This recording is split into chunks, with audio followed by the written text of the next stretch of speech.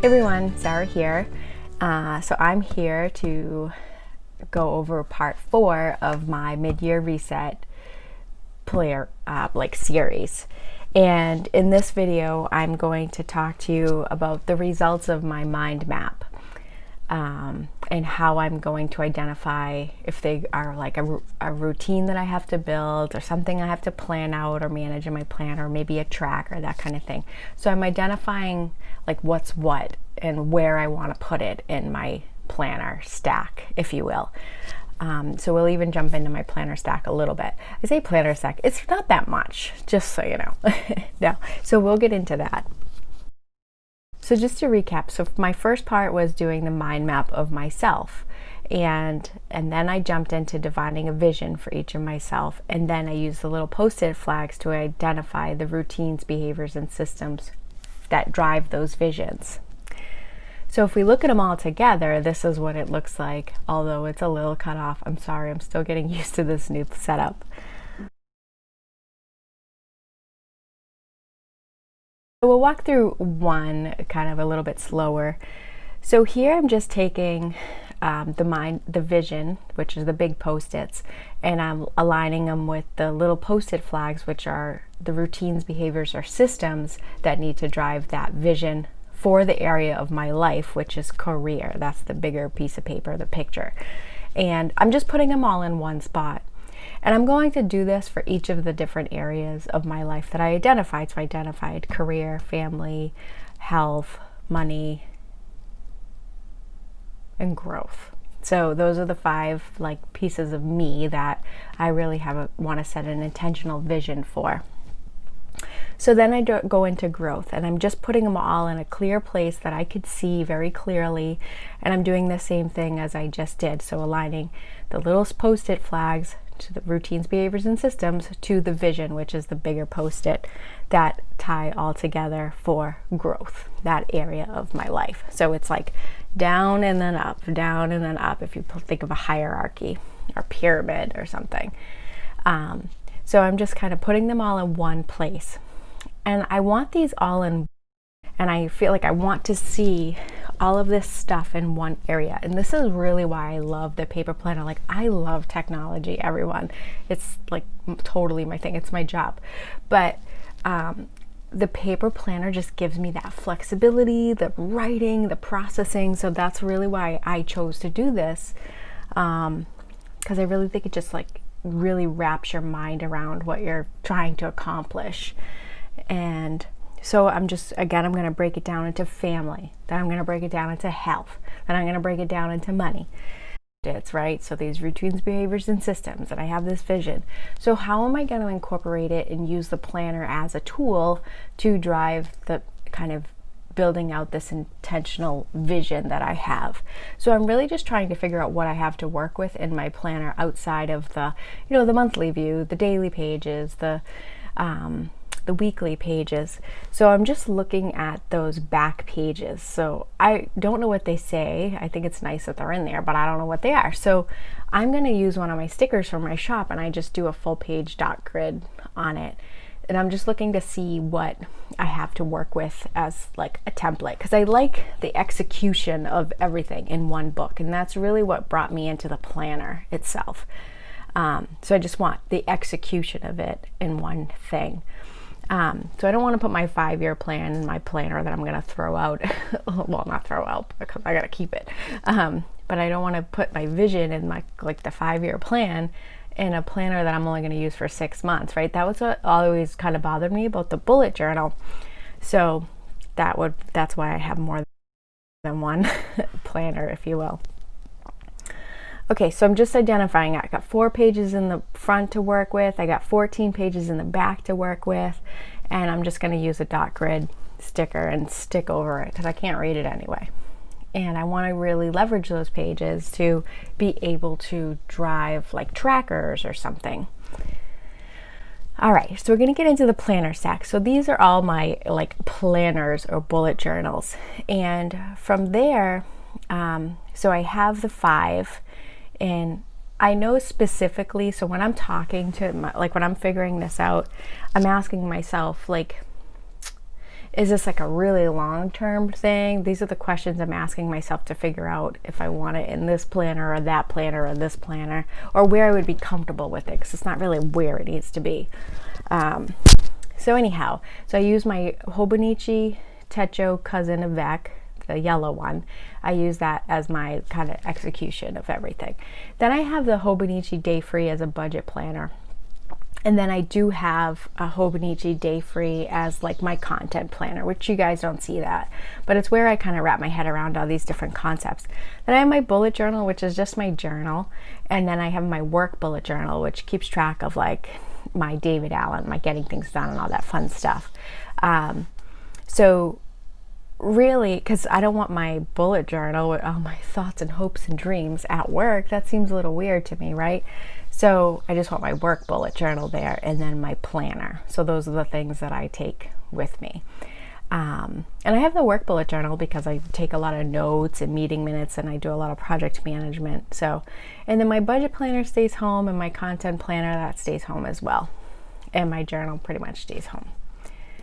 So don't feel overwhelmed, because the content planner and the budget planner, those are not really, you don't have to have those. Well, you don't have to have any of it, but I don't use those in like my everyday, if you will. Okay, so now I'm going through all of the routines, behaviors, and systems, and I'm identifying what I want in what of my planner stacks. So for instance, like I put improve team culture. That's my work bullet journal. That might be my bullet journal or my work bullet journal. So I can go interchangeable about that. Projects. Like some of my sales through service projects that I'm working on for work. That's going to go in my work bullet journal. So I'm just kind of mapping out what I want in what planner or what bullet journal. So metrics, that's going to go in my work bullet journal. So I'm actually just writing them down for every single area of my life. So this one is monetize Plan the Grind. So that's going to go in my Plan the Grind bullet journal. So my Hobonichi Day Free. So I'm just actually mapping out where I would feel comfortable. So I'm asking myself all those questions. Would I be okay with this at work? Do I need to carry this around with me? Is this a long-term goal? And I'm writing, after I answer those questions, I make the decision of where do I want to put this in my planner, in my bullet journal, in my work bullet journal, that kind of thing. So I just continue to do that through all the different areas of my life. Okay, so here I started to get a little bit data geeky. So I wrote down all the different planners for each area of my life. So we'll look at career. And when I identified I want this in my work bullet journal or this in my planner, I wrote the different planners down, and then I went through and I actually tallied, like, okay, this task I want in my work bullet journal, 1. This vision or task I want in my Hobonichi Day Free, my Plan the Grind planner, content planner, tally 1. So I started to do that, and I just tallied all the different things up, and you'll see the total tally soon.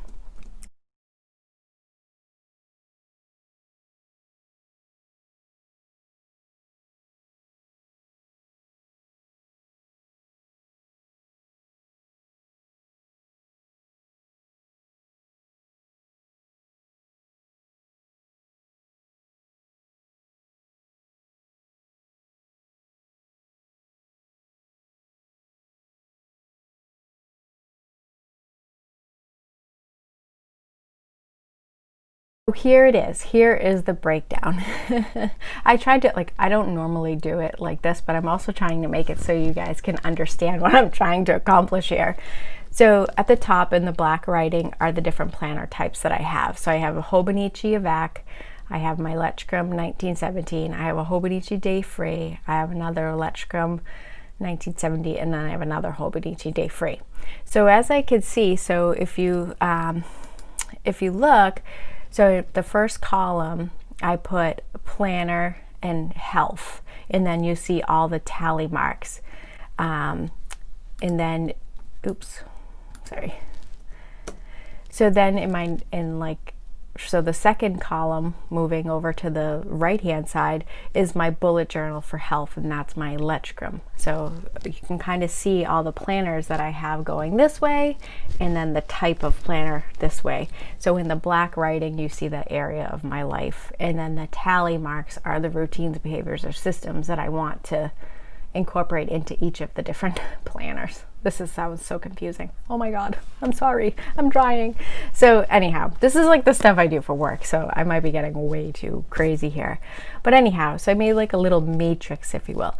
So what this is telling me is that I really want to use my Hobonichi Avec, my planner, for the execution of my career, the task with my family, and the task with my health. That makes sense, right? And then in my personal bullet journal, the 1917, that's what it's telling me, that I want to use my bullet journal for my long-term health goals or ideas, my family, so like a bucket list or something like that, my personal career goals, so maybe mapping those out like a 5-year plan, and then the things I want to work on to grow, so kind of map those out. So my Hobonichi Day Free, this is my Plan the Grind planner, my content planner. I want to use that for my career or my growth. So it's managing, like learning how to do editing better or content concepts, things like that. So the second 1917, this is my work bullet journal. And this is just showing me growth. And I probably could have added like